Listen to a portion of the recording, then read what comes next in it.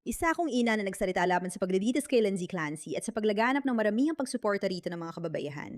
At ang mga babae sa comment section ko ay inatake ako, sinasabi ako raw ay taksil sa lahat ng babae, na hindi ko raw naintindihan ang postpartum psychosis. May ilan pang nagsabi na imposibleng isa akong ina dahil hindi ko ipinagtatanggol ang isang mamamatay tao. At matapos ko itong pag-isipan, nagpasya akong panindigan pa, lalo ang aking paninindigan. Dahil habang tumitingin ako online na yon, ang nakikita ko ay parami ng parami mga liberal na babae ang nadadala ng isang sira-ulong mentalidad sa internet. Na nagpapaniwala sa kanila na mas mahalaga pang suportahan nila ang ibang babae kaysa suportahan ng mga karapatan ng mga bata. At gusto ko pag-usapan ito dahil habang nakikita natin na hahati ang mga babae tungkol sa paksang ito at nagiging galit at bastos ang mga tao online, nakikita rin natin na maraming lalaki ang nagsisimula na magsalita tungkol dito. At oo, syempre may mga babae nagsasabi na, mga lalaki huwag kayong magsalita tungkol dito, hindi ninyo ito naiintindihan. Pero karamihan sa mga lalaki ay kailangang samahan ang kanilang mga asawa sa kung anong uri man ng sitwasyong postpartum. At karamihan sa mga lalaki ay gustong malaman at paniwalaan na ang mga babaeng kanilang pinapakasalan ay hindi mga babaeng handang ipagtanggol ang isang babaeng pumatay sa sarili niyang mga anak. Ngayon, gusto kong maging malinaw. Ang dahilan kung bakit ako pinupuntiran ng mga babaeng ito at galit na galit sila sa akin ay hati-hati. Ang ilan sa kanila ay pabor sa aborsyon at sinusubukang harapin ang sarili nilang pagkakasala. Sige. Pero ang kalahati naman sa kanila ay nagsasalita tungkol sa isang bagay na sa tingin ko ay may kabuluhan at katarungan. Sinasabi nila na mahalaga ang pag-uusap na ito. Na ang mga pinagdadaanan ng mga babae pagkatapos manganak ay hindi sapat na napag-uusapan at tinatanggap sa lipunan. At ito ay isang bagay na kailangang pag-usapan. Kailangan nating magkaroon ng mga karapatan para sa mga babaeng nahihirapan pagkatapos mangganak. At sa Amerika lalo na, nakakabaliw na halos walang karapatan ang mga babae pagkatapos mangganak. At sanayin ako sa mga babaeng ito ng 1,000%. Napakalaki talaga ng hirap ng pagkakaroon ng anak. Pero dito ako may problema rito. Nagkakaroon ako ng issue dito kapag ang dahilan ng pag-uusap natin ay para ipagtanggol ang isang babae na pumatay talaga sa kanyang 3 anak. At umabot pa sa puntong sinasabi na, una, siguro hindi ko raw napanood ang trial o anumang nangyayari. At na malamang ang ama ang gumawa nito dahil ganyan daw talaga ang mga lalaki. At nakakasuka para sa akin yon. Ito ang mga bagay na nagpapalabas na parang tanga at hangal ang mga babae online. At hindi ko hahayaan yon. Tingnan mo, sangayon ako na dapat magtulungan ng mga babae at itaguyod ang isang lipo ng tunay na nagpapahalaga at sumusuporta sa mga babaeng nagkakaanak at sa mga hirap na kaakibat nito. Pati na rin ang gawing normal ang pag-uusap tungkol dito. Sa tingin ko lang, ang pagpili na gawin ito sa paksa ng isang babaeng pumatay sa kanyang mga anak ay hindi tama. Hindi ito ang tamang paraan at mali ito. At paninindigan ko ang posisyon kong iyon. Hindi naman sa tingin ko na hindi dapat bigyang pansin ang mga issue tungkol sa postpartum psychosis at postpartum anxiety. Hindi. Naniniwala akong dapat talaga nating bigyang halaga ang mga ito. Hindi ko lang talaga iniisip na ang halimbawa ng isang babaeng umaabot sa pagpatay ng kanyang mga anak ang tamang konteksto para rito. At sasabihin ko sa iyo kung bakit. Dahil may mga taong mababa ang IQ dyan. Mga taong mababa ang IQ na nakakapanood ng ganitong mga bagay at napagtatanto yon kapag dumating sila sa puntong sobrang hirap na para sa kanilang pagiging ina, sa isang sulok ng isip nila, maisip nila na kung gagawin nila ang baliw at siraulang bagay na saktan talagang kanilang anak, may mga tao ron na makakaunawa sa kanila dahil sa kanilang pinagdadaanan. At para sa akin, yun ay lubos na makasarili. Kung ikaw ay isang babae na nahihirapan dahil sa postpartum psychosis, hanggang sa punto na naiisip mong patayin ang iyong mga anak, ang unang bagay na kailangan mong gawin ay ilayo ang iyong mga anak sa iyo, lumayo ka sa kanila. Yan ang ginagawa ng isang responsableng babae. Yan ang ginagawa ng isang babaeng mas iniisip ang kapakanan ng kanyang mga anak kaysa sa sarili niya. At ang katotohanan na hindi ito nakikita ng mga tao at iniisip nila na ang paglilitis na ito ay dapat maging usapan tungkol sa mga pinagdadaanan ng mga babae sa pagbubuntis ay mali.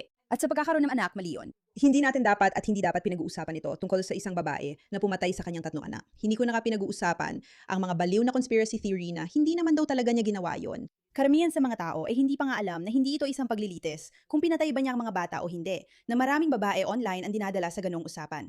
Hindi, ito ay isang paglilitis kung dapat bang isaalang-alang ang postpartum mental disease o mental illness kapag may pumatay ng tao o hindi. At heto ang isang medyo hindi komportableng katotohanan. Karamihan sa mga tao na gumagawa ng ganoon, maliban na lang kung sila ay tunay na mga psychopath at umapatay ng tao, ay wala sa tamang pag-iisip. Simple lang yon. Hindi yon normal na ginagawa ng tao. Kaya ang pagbubukas natin ng usapan tungkol sa pag-normalize ng mga hirap ng postpartum na parang pinapangatwiranan ang pakikibaka ng isang ina para patayin ang kanyang mga anak ay baliw at sira. At lumalabas na, hindi lang pala ako ang naniniwala dito dahil merong ganitong phenomenon na nakikita natin online kung saan sinasabi ng mga lalaki na nakikipaghiwalay na sila sa mga babaeng sumusuporta sa kaso ni Lindsay Clancy. At sasabihin ko sa iyo kung bakit. May isang babaeng nagsulat, so talaga makikipaghiwalay ka sa akin dahil lang sa isang opinyon? At sumagot siya ng ganito, hindi ako nakikipaghiwalay sa iyo dahil lang sa opinyon. Nakikipaghiwalay ako dahil ipinakita ng opinyon na yon na may malaking pagkakaiba tayo sa mga pinahahalagahan natin. Pwede ako magkaroon ng malasakit sa isang taong nahihirapan sa pag-iisip nang hindi pinapalampas ang nangyari sa mga batang iyon. Kung pipili ako na magiging ina ng mga anak ko, kailangan kong lubos na pagkatiwalaan ang kanyang paghusga, lalo na pagdating sa kanilang kalikasan. Yung sinabi mo ay nagdulot ng pagdududa sa akin na hindi ko kayang balewalain at hindi ko kayang isugal dito ang magiging mga anak ko. At nandito ako para ipaalala sa lahat ng mga nanay na obligasyon ninyong unahin ang kapakanan ng inyong mga anak kaysa sa ibang mga babae. At mas mahalin ang mga bata saan man kaysa sa ibang mga babae dahil yan ang likas na biyaya na ipinagkaloob sa atin. Literal na sinabi ng Diyos na ang mga babae ay may kakayahang protektahan ang mga bagay na ito. Kaya naman, kaya nilang likhain ang mga ito sa sarili nilang katawan. Iluwal sila kapalit ng napakalaking personal na sakripisyo. Pakainin sila kapalit ng napakalaking personal na sakripisyo. At maging pinakamahalagang salik sa kanilang pag-iisip at pisikal na kalusugan sa buong buhay nila.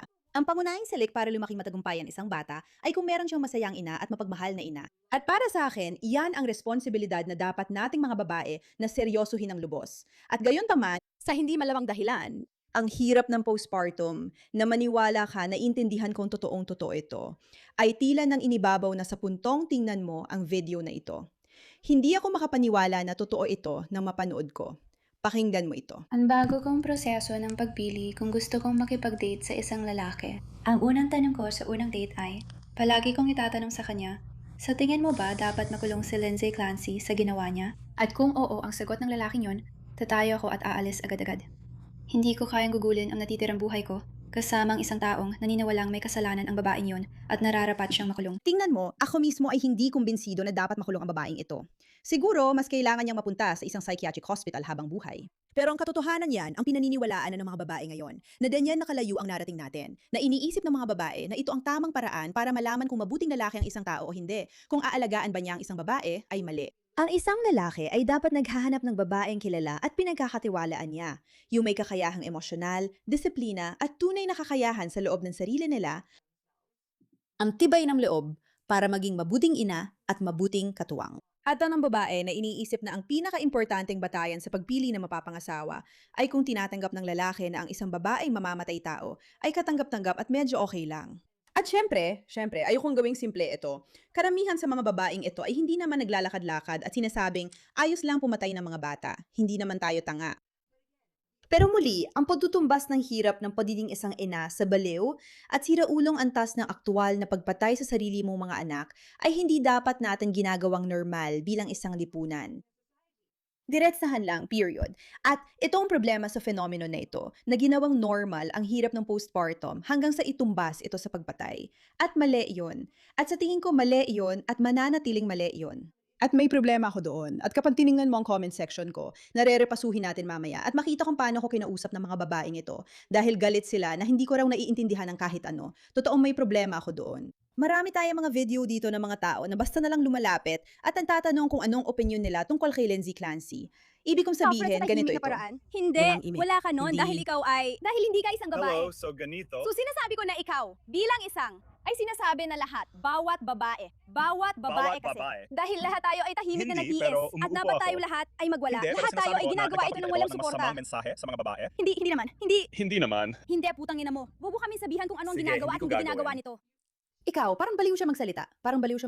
At ang lalaking ito ay nagsasabing masama itong tingnan para sa mga babae. At sang-ayon ako sa kanya dahil bilang isang babae na nanganak at bilang isang babae na dumaan sa postpartum at bilang isang babae na may sarili ring mga pinagdaanan at wag na wag mo sasabihin sa akin na hindi ko naiintindihan. Naiintindihan ko, may sarili rin ako mga pinagdaanan. Masama itong tingnan na kailangan pa nating gamitin ang isang babae na pumatay sa kanyang 3 anak bilang halimbawa kung gaano kailangan ipagtanggol ang mga babae. Talagang baluktot lang talaga. Hindi, talaga nakakabaliw. Kasi ganito ang totoo. Kaya namin gawin ng mga babae ang lahat. Pwede kaming magtrabaho. Pwede kaming magtrabaho ng full-time. Kaya naming alagaan ang mga anak namin. Kaya naming ayusin ang bawat schedule. Pero parang palagi kaming kulang.